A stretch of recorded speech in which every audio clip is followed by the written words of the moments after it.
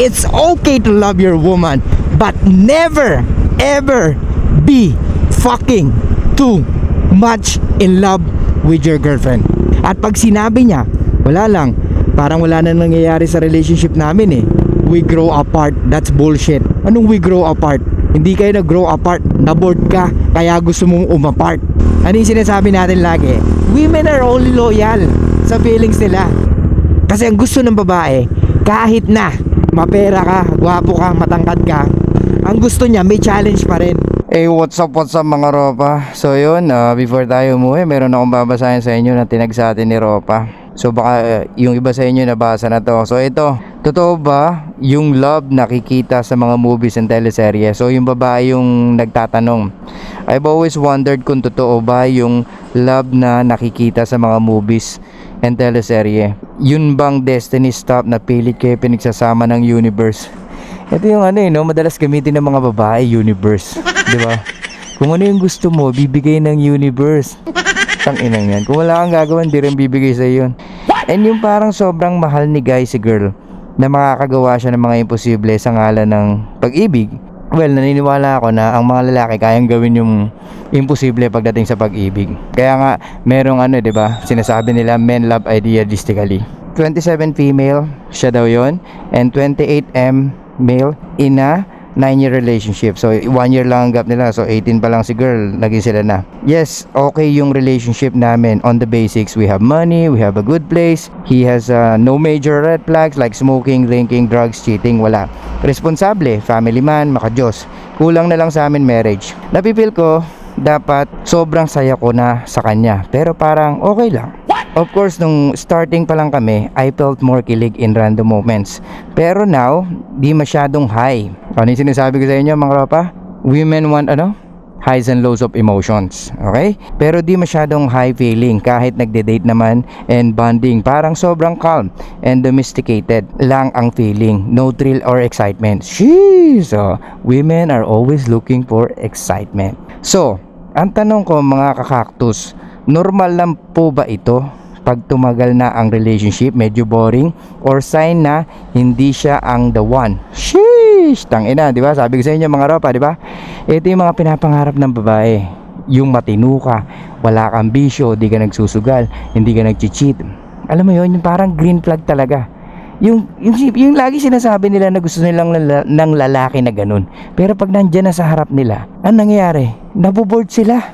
Di ba? Kaya nga kung meron tayong hindi papapil sa mga babae, yun ay maboard sila. Di ba aling papil mo sa kanila na hindi mo sila ganong mahal? Okay lang. You know why? Kasi women are more drawn sa mga lalaki na talagang sila yung naghahabol or sila yung nag-chase dun sa lalaki. Gustong gusto nila yun kasi nga may stimulation ng emotions. Gets nyo mga Ropa? Tuloy natin.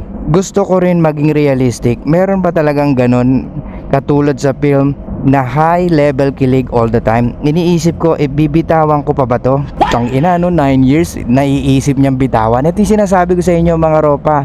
Yung breakup, it's not an overnight. Matagal nang pinag-iisipan. Iniisip ko, bibitawan ko pa ba ito? Kung wala namang reason, baka worse pa ang options out there. Help please. Di ba? Ito yung mga sinasabi ko sa inyo madalas mga Ropa. Kung mababa ang interest sa'yo ng babae, pwede ka mauwi sa ganito. Yung yes, makuha mo yung matamis yung oo, bumukha ka siya sa'yo. Pero yung pinaka relationship na ideal for you, pwedeng hindi mo makuha sa kanya. Tara, tuloy natin mga Ropa. Okay, balik tayo mga Ropa. Mga Ropa, na-imagine nyo ba yung kalagayan ni Ropa? Kayo, ano mapipil nyo kung nasa ganun kayong sitwasyon na talagang green flag ka, tapos ang tagal ng relationship nyo, 9 years, tapos hindi mo alam yung babae o yung girlfriend mo, iniisip niyang hiwalayan ka. Ay, tanga mo! Ano sa tingin nyo ang unang pwedeng maging reaksyon nyo pag nalaman niya yun? Ha? Comment below nga mga Ropa. Ano sa tingin nyo mapipil nyo? Let's say may kapangyarihan kang malaman once na ang babae nag-i-start ng lumayo sa'yo, or once na ang babae nag-i-start mag-isip ng i-break ka. Yung biglang magsisignal yung brain mo na, uy, wala ka na ng girlfriend mo, kung ano-ano na naiisip ano tingin mo? Tapos yung brain mo sasabihin sa'yo yung reason kung bakit gusto niya makipag-iwalay sa'yo. Tapos yun ang malalaman mo. Kinomplement ka naman sa umpisa. Pero yung mga katangian mo na talagang green flag para sa karamihan babae, yun din ang reason kung bakit gusto ko niyang hiwalayan. Bobo ka, bobo ka, bobo ka, bobo. Ang labo, di ba? Ang labo ng mga babae, mga ropa. Kaya nga sinasabi ko sa inyo, huwag kayong maniwala sa mga sinasabi ng babae na gusto nila nito, eto yung gusto nila, ganyan yung gusto nila, dapat ganito ka, dapat ganyan ka. Kaya huwag nyong ibibigay or huwag nyong hayaan na siya ang masunod sa relationship nyo. At ang pinakamahalaga sa lahat, huwag kayong pumili ng babae na mas ikaw ang in love pagdating sa relationship. Why? Kagaya nito mga ropa, 9 years bored si girl. Ito nga yung sinasabi ko sa inyo kahit nung nag-i-start pa lang tayo, di ba? Kung meron kang hindi dapat ipa-feel sa mga kababaihan, ay yung mabored sila. Gets? Kasi nga, women are emotional creatures. They want highs and lows of emotions. Ako nakikita ko dito sa sitwasyon na to, yung lalaki masyadong mapagmahal. Kasi, kumbaga yung ginagawa niya o yung mga napakita niya sa babae, all good on papers. However, hindi yun ang gusto ng babae. Kasi ang gusto ng babae, kahit na mapera ka, gwapo ka, matangkad ka, ang gusto niya may challenge pa rin. Or yung na-stimulate mo yung emotions niya. Gets nyo mga ropa? Kaya nga kung hindi kayo marunong mag-stimulate ng emotions ng babae, wala rin mangyayari. Kaya isa kong tip na basahin yung libro, yung The Way of the Superior Man. Maganda rin niya mga ropa. Though malalim yung English niya, pero malupit din yan. Kaya mga ropa, yung ganitong mga babae or pag nasa ganitong sitwasyon ng isang babae, malapit sa malapit talagang iwanan niya yung boyfriend niya. Pero syempre, hindi mo na kaagad niya iwanan yun. Diyan papasok yung monkey branching mga ropa. Hindi niya iiwanan yung boyfriend niya hanggat di siya natitrilled sa iba. Gets mo? Hanggat walang dumidiskarte sa kanya or wala pa siya nakikita na talagang matibay or makakapitang sanga, hindi yan bibitaw. Sa ngayon, titiisin niya muna yung boredom niya. Pero once na may isang lalaki na nag-entertain sa kanya or nag-approach sa kanya or nagpurso sa kanya, puta, yun na nakakatakot. Dahil malamang sa malamang bumigay si Ea. Well, hindi naman bubuka ka kagad, pero tandaan nyo ang babae nagbabase sa emotions nila. Kapag ang babae nag-iba na ang takbo ng nararamdaman sa'yo, alam mo na napapunta na siya doon, ropa. Wala ka na makakapigil doon. Dahil kahit siya, wala na siyang control doon. Kasi emotions niya na yun eh. Ano yung sinasabi natin lagi? Women are only loyal sa feelings nila. Wala silang ibang sinusunod kundi yung feelings nila.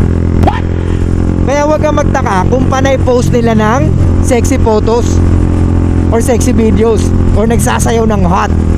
Why? Kasi nga nanggagaling sila sa emotions nila. Yung emotions nila or feelings nila ang nagsasabi na gawin nila yun. Why? Kasi nga pwedeng insecure sila or gusto nila ng attention pa ng iba.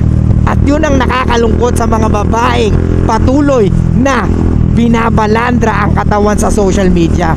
Di ba? Ang cheap tignan, lalo na pag nasa relationship pa siya. Imagine mo isipin nyo mga ropa, pinoprotektahan mo yung girlfriend mo, binibigay mo yung provision, ikaw ang leader ng relationship, pero yung kakatihan niya na mag-post ng sexy photos, ang hindi niya maalis. Diba? So ibig sabihin, pwedeng sa dugo niya nananalaytay yung kakatihan. Kaya huwag kang magtaka kung ang babae na pinili mo hindi sumusunod sa gusto mo. Ibig sabihin, mas matibay ang kanyang nararamdaman na gawin yung mga bagay na ganun kaysa sumunod siya sa gusto mo. Ay, tanga mo! Ang reason niya, bakit? Picture lang naman Bakit? Wala namang masama doon Yun ang akala niya, walang masama. Pero ang totoo, pag ikaw yung lalaki na nasa ganung sitwasyon, mauumay at mauumay ka rin, ropa. At alam mo yan. Dahil alam natin na yung mga ganon na babae, ang tanging ine-entertain nun ay mga ibang lalaki. At hindi na ikaw, ropa. Di ba? Gusto niya mang entertainin ka, pero mas gusto niya pa rin yung mata ng iba. Nangihina ako sa kabobohan mo. Or pwedeng ginagawa niya yon at nagpo-post siya para mapansin siya nung isang lalaki na talagang pinagpapakyutan niya. At yun ang malala doon, Ropa. Dahil pag ganun na ang ginawa ng babae, mababang klase siya, Ropa.